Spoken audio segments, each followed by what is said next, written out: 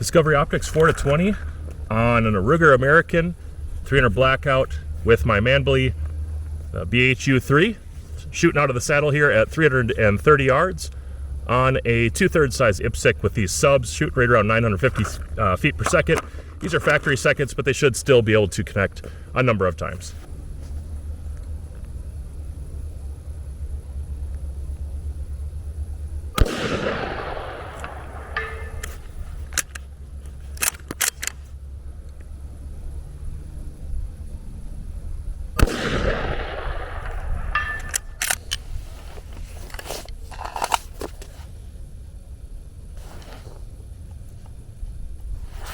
Setting the zero stop, if you haven't seen any of the other Discovery videos I do, it's very simple. On Discovery Optics, you're going to remove the slotted top. It's going to lift off this large oversized cap altogether. And then underneath, you have your zero stop mechanism, which operates by interfering with this disc down here. So I'm going to take, I had an extra tool in the car here, but it does come with the Allens that you need. I actually leave a little bit of breath in between my zero stop. That's just the way I run it because I like to have a couple tenths underneath my zero, just in case I'm shooting in climate differences and shooting at 100 yards perhaps. It's just nice to have that little correction there. So I'm going to not tight, not really tight, just finger tight really. I wouldn't advertise using a T-handle like I am right now. It's just what I had with me. But you can use the little Allen that they come with, and it's going to get plenty tight for that application. And then I'm going to put my cover, my cap on, and I always like to make sure that the O-ring is sitting nicely on top as well. So I'm just going to correct that a little bit, make sure it's inserted well. That just keeps it weather tight. And normally you shouldn't have to do anything with these, but I'm just making sure it's going to line up perfectly because I do shoot in the rain. I do shoot in, I guess, inclement weather pretty often, snow. So I do care about waterproofness ratings in general. Go ahead and tighten that back down. And like I said, I give myself a little bit underneath, so it looks like I have 1, 2, 3. 1, 2, 3. I have about 3/10 under my zero. That's good enough for me. And how much elevation do I have left over now with my zero stop installed? I have, let's start from here. There's 10 mils per revolution. There's 10. I have about 16.5. I would use the 16.5. Going beyond that feels like it starts to get a little mush. That's just end of range of travel, so I wouldn't do that. 17.5 will take this guy really far, especially with that reticle. The reticle combined with that will take me past 1,000 with this 300 blackout, which is pretty impressive. I don't need to talk you through it, but with the windage, you don't have the same type of zero stop, so I'm just going to loosen up the cap and reset it back to the numerical indicator that says 0 on the witness line. And both of these have witness lines underneath. I appreciate that they both have pretty large numbers on those dials, which are already oversized. They're easy to see when it's been snowing out or just dark in general. I've been able to read those indicators just fine. Typically, I wouldn't be showing a bunch of misses on my channel because there's not that much value in showing you misses. But in this case, I'm going to make an exception. So I was recording through my spotting scope here, and you'll actually see in the dirt there were some misses here just behind, just under the target. I think I made it between the chains a couple times or something because it was really, really close or just behind the target. So normally I don't show a bunch of misses. There's a hit. I think the thing that was impressive about this optic is as the sun was going down and there wasn't much light, with that 52mm objective, I was collecting enough. With the ED glass, I was seeing enough detail that I could see those misses, even though I'm shooting on, generally 14, 16 power, somewhere in there, usually not at max power. I'm not at 20 even, but I could see those hits and misses just fine. I could even tell where I was hitting on the steel, so that was pretty impressive. So I was trying out a new round from AAC. This is just their 125 grain FMJs. I was hoping it would fly well at extended distances, and it does not, which is not a big surprise. It's an FMJ. I'll have to stick to the match ammo. I'm shooting about a 9-inch pattern here, unfortunately at 627 yards, which for blackout is probably normative. But this reticle now in the Discovery 4-20 allowed me to make corrections and try to change my holds. I could definitely measure and see where my misses were. I could spot those misses on the dull brown color, where I'm basically just getting a little bit of a dust signature, or I'm getting a little bit of dirt thrown up, and I'm shooting on about 16 power. So the spotting scope here is magnifying in quite a bit more than I was, and I could still make it out. Color contrast was sufficient, and I could actually make the corrections because of the reticle. All right, taking a look at 4 power, we're looking at some targets there that are at 200 yards. I think I have an 8-inch and a 10-inch target there, right at 200 yards from where I'm standing right now. And the reticle itself is going to be fairly small. Even with illumination, now that the sun is out behind me, you're not going to be able to pick out that illumination. It's just not bright enough.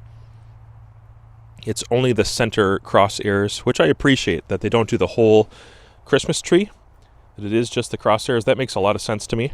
But this is what you're looking at about 4 power. I would say the reticle is generally pretty small, but you can see that there are some lateral lines and there's a line underneath that when you go down to 4 power, they help draw your eye to the center. So if you were taking a really close shot on big game, or you just need a big field of view, this will help direct your eye to the center of the glass. Let's move it up to, let's go to 8 power.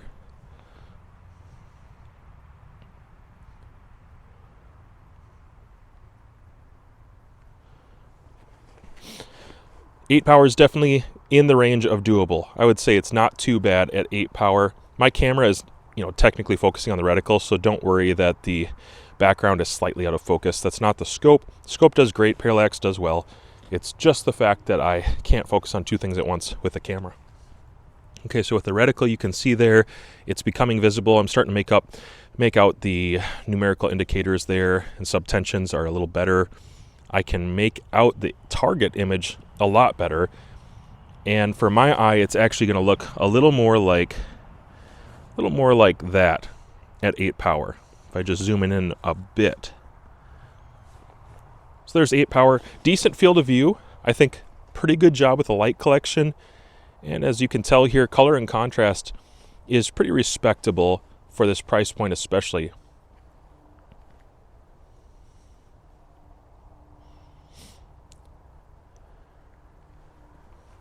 The image still looks pretty good. I do think there's some minor distortion that we're going to see. Go up to 12 power. The eye box is still really pretty decent. It's going to darken the image only slightly. Refocus my camera. I would say the image only darkens a little bit to my actual eye. The camera may perceive it a little differently. I would say it only darkens a little bit, but now at 12 power, at the very, very edges, not in the reticle portion, not there yet, but in the very edges, I do see a little bit of distortion. I don't see bad color fringing. I actually see a pretty pleasant image. I was really happy to look through this at the full range, anywhere from 4 to 20, and realize this is a pretty usable optic. It's not a $1,000 optic, and the glass is not going to be competitive with that. When we're talking about ED glass in general, there are some things you can do to improve that. You can improve the eye box. But I'm just going to say this is pretty usable. And 12 power is where a lot of people are going to leave it at, because you get a nice wide field of view, as well as increased magnification, potential for spotting. When we're shooting at 200 yards with, say, rimfire, or I'm shooting subsonics, if I have a very small splash just behind the target or off to the side of the target, it's nice to have at least 12 power there, because I can still use the full reticle, can still get full holdover, and I can use all parts of the reticle pretty efficiently.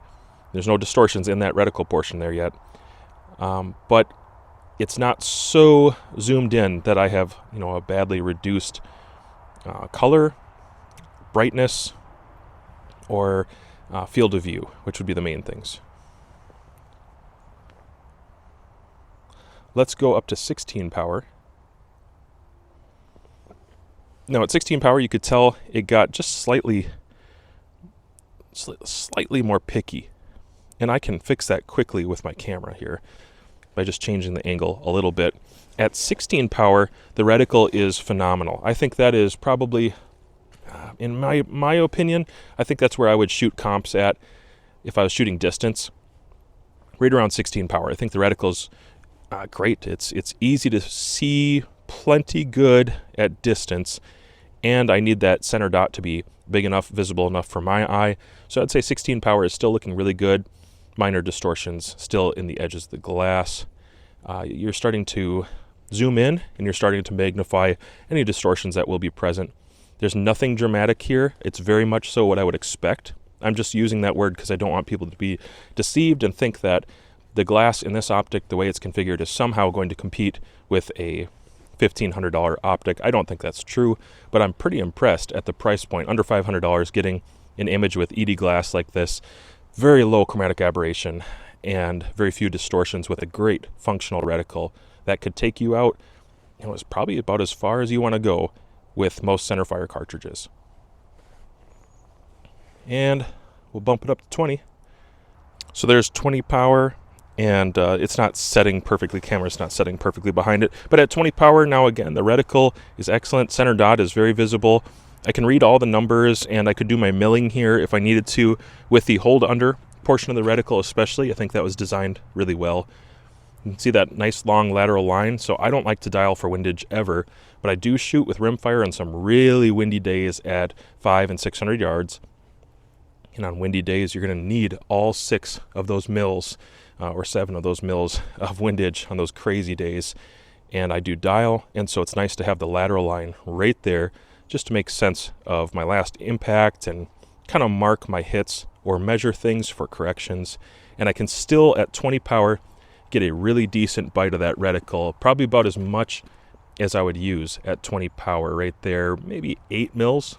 I think that would still be functional. You are increasing magnification, and the image is not going to be quite as clean. Let me change my camera focus for a moment. There we go. The image isn't going to be quite as bright. It's not going to be quite as clear to some degree, but the colors are still good. Contrast is still pretty good. And again, we're talking about something at a price point. I think it's crushing it at the price point, and I can definitely get behind this one.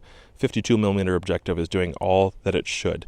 If I was going to do a lot of night shooting or very, very low light dusk shooting, yeah, I would probably push up to a 56mm with the same model, but I don't think it's practical. I don't think it's necessary. This is a great daytime, early morning and evening optic in general, and that illumination will make a lot more sense at those times as well. Very briefly, just going to touch on the features. You have your ocular focus here. This is for the reticle, lots of range of travel, and you have that uniform texture that you're going to see on pretty much all these Discovery optics, the 5-25, the 5-40, as well as this model, the 4-20. It's a good texture. It moves freely in the cold. That's something I care about. I don't need a fast focus, but I suppose if you're going to borrow this out to buddies, there's an advantage there. Moving on to the magnification lever and assist. This ring moves freely enough, as I've already said. Not overly tough or stiff to move, but it is very smooth in the process.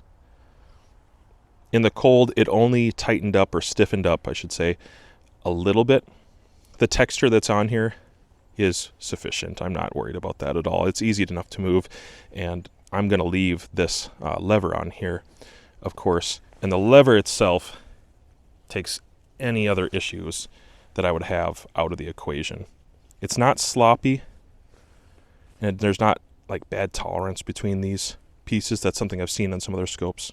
Obviously, I did use the rings here that were included. They'll get you out going to the range without having to wait for some other rings to come in, so it's a great starter package. I'll probably switch these out myself to some lows for the next installation that I'm going to do on a different rifle. But highs work for just about everything, and as long as you have a raised cheek comb, they won't be an issue. It actually could be a benefit to some degree with some rifles because you know it's going to work, and you will get away from the barrel mirage a little better than mediums or lows. So that's, I don't know, that's kind of a trend lately. People are seeming to go with higher and higher rings. I myself, I'll probably stick with mediums, but they got me out to the range without buying another pair of rings. They're thrown in. It's a great deal. Illumination, 6 settings with off in between. Very tactile. This is done really well. Same texture that you're going to find on the other dials. Battery seems to last decently well. It lasted me through several cold snaps that we had here in Minnesota. And this is the cap, the housing to take it off. Happy to see that they only illuminated that center portion of the reticle and not the whole Christmas tree. I think that's wise. The parallax, I'm a big fan of a parallax that goes down to at least 20 yards. 15 or 20 yards, somewhere in there, would be my minimum that I want to see. That way I can put it on an air gun, a 22, a center fire. It's not going to be held back by any application for the parallax issue. Minimum parallax optics used to go down to about 50, and that was pretty cool to have an optic that parallaxed back to 50 yards. I'm really glad to see 25 as becoming a new standard, or even 20 or 15. I think it's the right direction to go for all optics with a side parallax focus. And it did cure parallax error at higher distances and higher magnification as well. Each time I change magnification, I go back and finesse this a little bit. It's got a big wheel, and that big wheel moves very smoothly, very freely, not overly stiff. That's a pet peeve of mine, is when I get a parallax wheel that is just so stiff you can hardly even move the thing. This one's nice and smooth. It's an appropriate tension, and the grip helps a lot. I think in the warm it would even move a little bit easier than this, but smoothness is great. Turrets are excellent. The return to zero has been perfect every time, which I'm really glad to see. I know that a lot of scopes coming out of China, return to zero for years was an issue. They might have tracked halfway decent going up and then not been good going down, or windage a lot of times on the older Chinese scopes. The windage would not do what it was supposed to do. You would dial 0.3 and it would dial like 1 or something. It just didn't track right. It would usually lose a tenth or two. This, I don't sense any difference in my data. As far as I could tell, out to 500 yards, I was at 33.5 mils with my rimfire. So this tracked appropriately. With my 300 blackout, I was seeing the same data that I usually see at distance. So it looks like the tracking is favorable. It's where it should be. And they do have some tracking guarantee. They put a lot of effort into these. And I think a lot of people actually will like the big numerical indicators with half-mil increments going in between. They're easy to read, easy to see. You can see over and almost through this assist to these numbers. Not hard to pick up, not hard to feel or hear. And it's just big old turrets, man. They're huge. Here's a listen.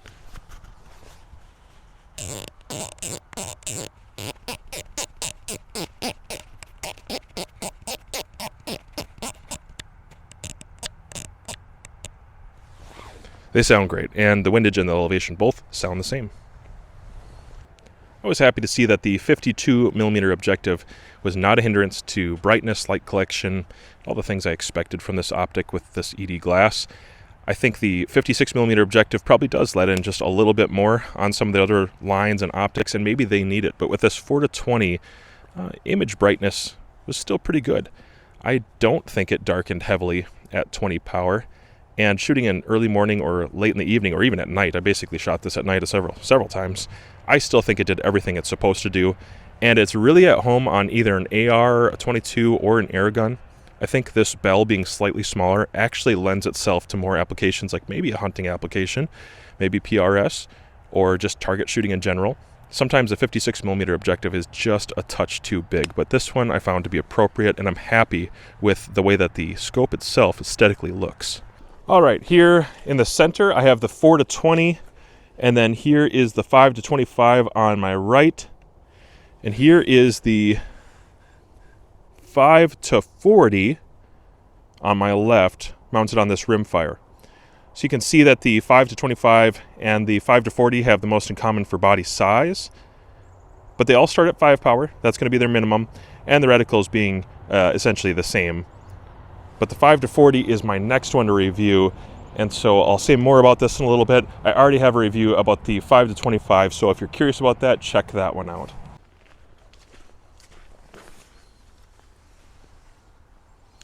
Thank you to Vanguard for sending out this tripod to the channel so I can do stuff just like this. Very much so appreciate their tripods, shooting tripods. I've done a lot of discovery optics on their shooting tripods. lately, but they also have some videography stuff. So shout out to Vanguard. Thank you guys for being awesome and supporting the channel. So a few people have asked about iBox, and I'm not going to give you exact measurements and go back and forth for every distance. That's a little bit subjective for people, just a little bit subjective, but the X Pupil is fine on this. I'm comfortable with it. I'm not going to shoot 20 power running around, guys. So that's something you need to understand. I'm not going to run around and suddenly just crank it up to 20 power on the move. I'm going to shoot really low. So the iBox at 10 power, honestly at 8 power, if I'm running around, shooting at targets at 200 or closer, I'm probably going to shoot about 8 power. And I'm happy with that iBox. It's decent. Price point, you know, it's competitive. Not too bad. Image actually looks really good. I move up to about 16 power when I'm shooting stages. That's where I want to be at most of the time. I think that's my preferred magnification range for longer distance targets. If it's like one directional down a lane and not across a big wide field or several hundred yards this way or that way, I like to shoot on about 16 power. I'll probably just leave it right there. iBox is going to be a little bit more touchy at that point, but I'm usually positional. I'm in a position, I'm getting fixed somewhere, and then at 20 power I'm probably spotting, or I don't know, I'm shooting real precise shots. But the Mirage is usually going to be bad enough where I'm not going to use that 20 power when I'm actually shooting. It's just going to be for spotting purposes or identifying targets, something like that. Looks decent at 20 power. iBox is getting to be a little bit more touchy, right about there. So here's a little bit of a comparison between two different models. The one on your left here is the 5-40, and this is sitting on my rimfire. This has 20th mil increments and is a really, you know, basically ELR or very close shooting with high magnification type reticle and type optic as a whole. It is longer. I'm going to show you an overhead here in a second. And the 4-20 is a little bit more, well, it's smaller in general. It's going to be a little lighter, and it has a just slightly different build. You can notice in the turrets here, although the design, the texture is very similar or the same, and the eye box and eye relief is going to be similar or the same. Actually, this one has a slot on top where this has Allens on the sides. So just a small difference there. You can see that the 4-20 is a much more compact optic when compared to the 5-40, and that's appropriate because the 5-40 needs to gather a lot of light, and it needs to get the light correctly transferred through the optic. And so if they try to make it too compact, the first thing that they're going to do is sacrifice some light. The nice thing about going a little bit more compact is you do have the ability to perhaps get more elevation. But as you're granted more elevation in this 34 millimeter tube, you have to be careful about a number of other factors, and diminishing light transfer and quality, that could be an issue. The 5-40 here being longer, I think it does the best that it can with light, considering it goes up to 40 power, and it does a pretty nice job, actually, especially at the price point. Very, very competitive in that factor. But you are gonna need the 35 millimeter tube, which this has, in order to get a little bit more elevation, and this has plenty for all the applications that I'm gonna have. I think they did a really good job with both these optics, and if these are maybe two extremes that are just not quite doing it for you, check out the 5-25, which I also have a review on. The 5-25 kind of sits in the middle of the two of these as far as size, weight. It is a 34 millimeter optic with a 56 millimeter objective, so it's a little bit bigger than the 4-20, a little smaller than the 5-40, but that one also has an excellent reticle and a lot of features that I can get behind. So that's been my review of the ED PRS 420x52 side focus illuminated reticle Discovery Optic. I like it. I think it does lend more towards the PRS crowd in general, not because of limitations, because of where it excels. It does well in a number of areas. So if you're looking for a budget build optic in the PRS game or NRL 22, I think this is a pretty good option. The fact that the parallax goes down pretty low means that you can do a lot with it, and it also was able to cure parallax error at extended ranges out at 800, 900 yards. So I'm happy to report that it can do what it's supposed to do. The glass quality is good enough. You can tell right now it's sundown. It's getting kind of dark behind me. And at sundown, the light collection with that 52 millimeter objective is just fine. Those evening matches or early morning matches, I don't think you're going to have any issue with that. And I was actually pleasantly surprised at the eye relief on this one compared to some other previous or older models. I think this one's superior. I think they're improving design by design. Discovery is really trying their best to improve on the products that they're bringing to the market. And there's a couple unique features that set this apart. So who's it good for? I would say PRS. You could use it for hunting. You could use it for plinking and target practice. 20 power is plenty enough to go beyond 1,000 yards. You don't need a 6-36 or a higher magnification optic to do that. There can be advantages, and I get that. Some people, 20 power is just not enough for them, so maybe look at the 5-25 review that I did or the 5-40 review that should be out pretty soon here. But in my opinion, this is my favorite Discovery optic yet. Please use my links down below. Go ahead and check those out. Yes, I do get a little kickback, but I'm also using these guys. I actually like these, and I've gifted a couple to my friends too because I think it's a worthwhile optic and it will get you into the game. It reduces the financial barrier into PRS or NRL22 or just long-range shooting in general, and the capability is very high on this. I don't think you're going to graduate out of this right away, and quite frankly, I've been keeping them around. It might not be on my most expensive build or custom build, but it is on a number of rifles for a reason. So that's all I have to say. I like them. I think it gets you out shooting and you can get your rings and everything else provided, and they've done a good job of pushing the market in the right direction. I need to eat supper right now.